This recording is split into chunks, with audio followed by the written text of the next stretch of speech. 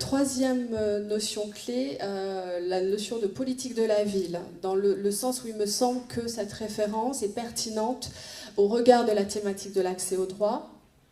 D'une part parce qu'on y fait référence à des quartiers dits sensibles, c'est-à-dire à des publics, à des quartiers qui sont marqués par les inégalités sociales, par l'exclusion sociale, par des situations de rupture de droit, voire de non-recours au droit.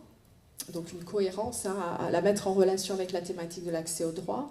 Il m'a paru intéressant également, ça m'a paru intéressant dans la mesure où la politique de la ville mobilise une action publique originale, qui est globalisée, qui est territorialisée, qui est contractualisée.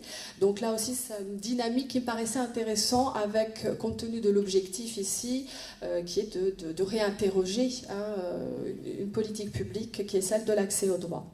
Donc à partir de ces réflexions, j'ai pu définir donc la thématique, la problématique du mémoire, c'est-à-dire que puisque les inégalités sociales se concentrent dans les quartiers prioritaires, il paraît pertinent d'y situer la réflexion autour de l'égalité ou de l'inégalité d'accès au droit, puisque les habitants de ces quartiers sont quand même très largement confrontés à des situations de rupture de droit, à des situations de non-recours au droit, donc qui interrogent le rapport qu'ils ont au droit. Partant de ce constat, est-ce que les réponses qui sont apportées en termes d'accès au droit sont pertinentes?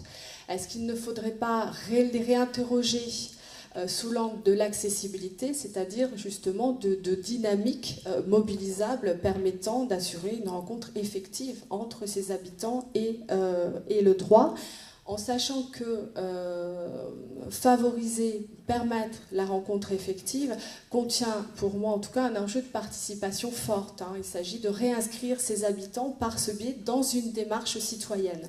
Donc là aussi, un outil qui peut contribuer à lutter contre l'exclusion sociale.